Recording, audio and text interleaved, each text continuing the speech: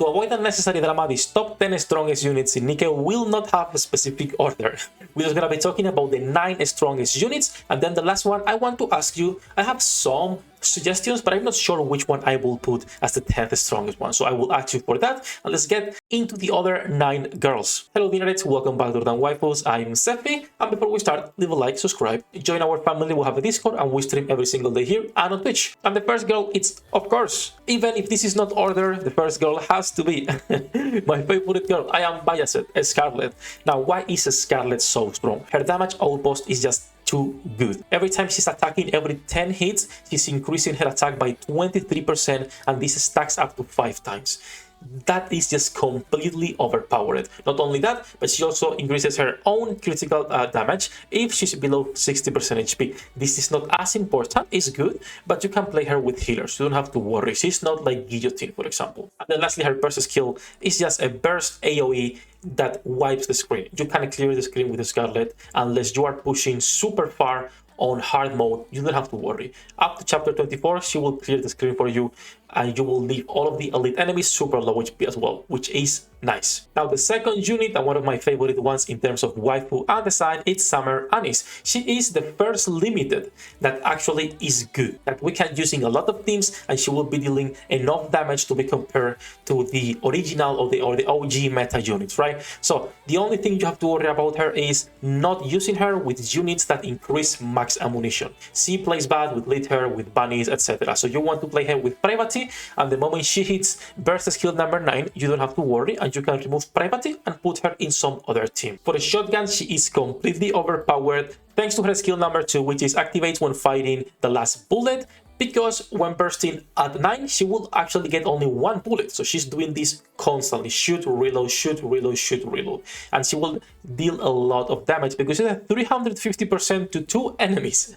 So this is completely stupid. I hope they keep bringing us a good limited units, right? Because there are more reasons to pull instead of having to skip them, like for example, Summer Neon, which was quite bad, let's be real. Moving on, we have the latest, one of the latest girls, 2B. I think she deserves a top 10 spot. 100%. We'll talk about A2 later. 2B, you need to be investing in her, just like Summer Anis. So both of these units need to be invested in order to shine and really put out numbers. 2B also requires not only investment, but a specific team composition. She needs to play around teams with max HP. So for example, Must, Quincy, and units like that, where she will really get a lot of attack based on that maximum HP. Now, you can get a team setup to work with her, for example, Volume for the critical, Must or Quincy, which is free. You are guaranteed to have another team that can be putting out a lot of damage for solo raid or junior raid, whatever you prefer.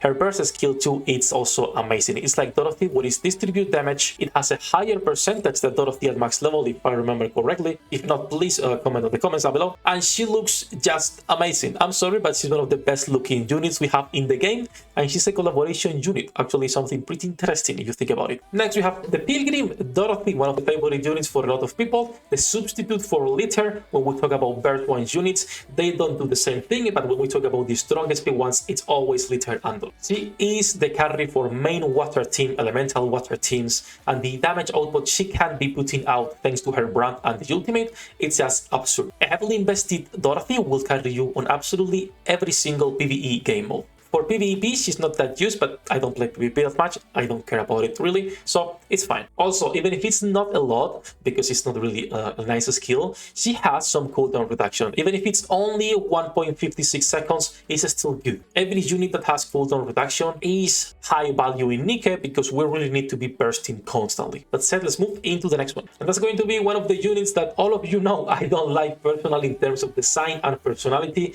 which is Alice. I just don't like girls that act like they are teenagers, like 12, 13 years old. That's how Alice acts, and I personally don't really like that.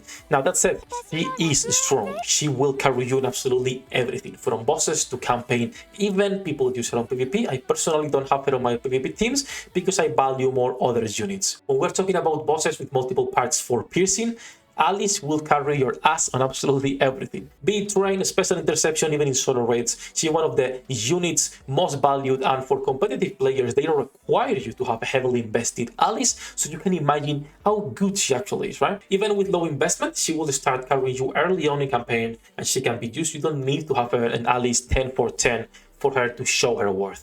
She is great from the start. Now, the next unit is something that I still am working towards, and I'm having a hard time putting her on the top 10, or if I should put someone else, but it's Maxwell.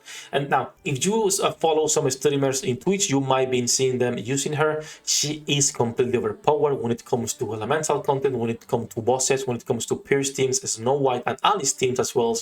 She is really strong. Not only that, but her burst will completely destroy bosses. I recommend you follow Holographic in YouTube, which is Perry in, which he uses a lot of Maxwell. She is really strong. Once again, she needs to be heavily invested though, which is one of the drawbacks. But still, the Matisse squad in general, they deserve their own spot and mention. And I'm actually not sure if I should be putting Maxwell or Drake, but Drake is one of those that will left for the final spot for you guys to decide. Moving on, we have 3 more units to go for before we get to our last spot. That's going to be a Snow White. Probably all of you know her by her normal kit. She's just like a strong unit, but if it wasn't because of her burst skill, she will never be a top 10 unit. Now, her burst skill is used for one-shot team, Snow White one-shot teams, and she is the only unit that actually where you can one-shot every special interception boss. You can go watch Sky videos on that where he shows what he's using, the compositions and the damage at the end, but he does one-shot everyone. Now, the bad thing about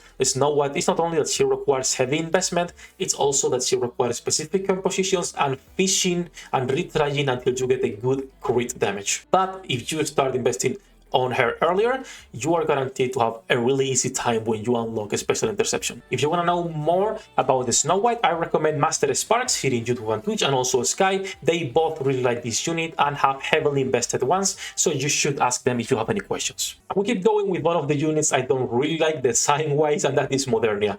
Her design, I love. It's her personality what I dislike, once again because she acts like a little kid, and I just don't like that. Now, current Modernia from the previous event seems like she's actually maturing. She's actually acting her age. I'm wondering if they will change her model and her voice lines, because she has actually made a really big change. So that's it. Let's focus on her damage. Modernia is probably, and I say probably because I'm not 100% sure, in terms of just raw numbers, the strongest Nikke in the game. If you are not bursting with her, I still think bursting with her is good. For most players, when it comes to special interception and a lot of mechanics, it's good to be bursting with her because you can actually cheese the mechanics and be a little bit more comfortable with clearing circles, with clearing projectiles, etc. And that is good. The only thing you need to worry about Modernia is getting a piece with hit rate, so you can actually don't have to worry about maintaining her skills. If you cannot get one piece with hit rate, you can always use the Assault Cube and you should be good. And then last, before we go to the honorable mentions and the last spot that I want you to tell me guys on the comments which one it is,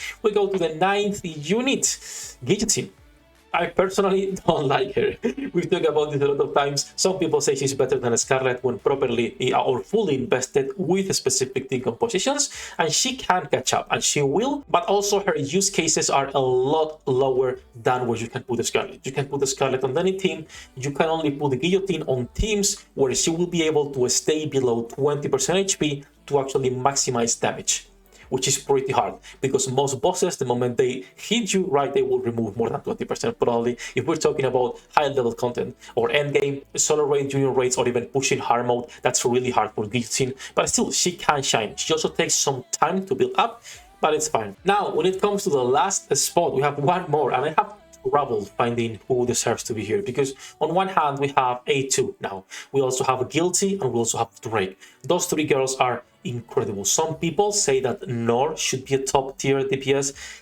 I don't think she is. She's a top tier support, but not a DPS. So I'm torn apart between A2, Guilty, and Drake. Those 3 units I think deserve like their own spot, or that last one. I'm not sure which one I will put. A heavily bested Drake, it's amazing, a lot of damage, but now we also have more girls. So now we have A2, which is putting really good numbers even as a new unit. She's the latest Nikke, and the first impressions are fantastic. And we also have a Guilty, with just by duplicating damage, she is completely destroying everything you put her in. She still hasn't reached full potential because we don't have good wind units, but still, she's also worth considering. So who do you think deserves that last spot as a top 10 strongest Nikkes in the game DPS? For me, I think I would put Drake, but that's because I have her invested. I've tested her more than A2.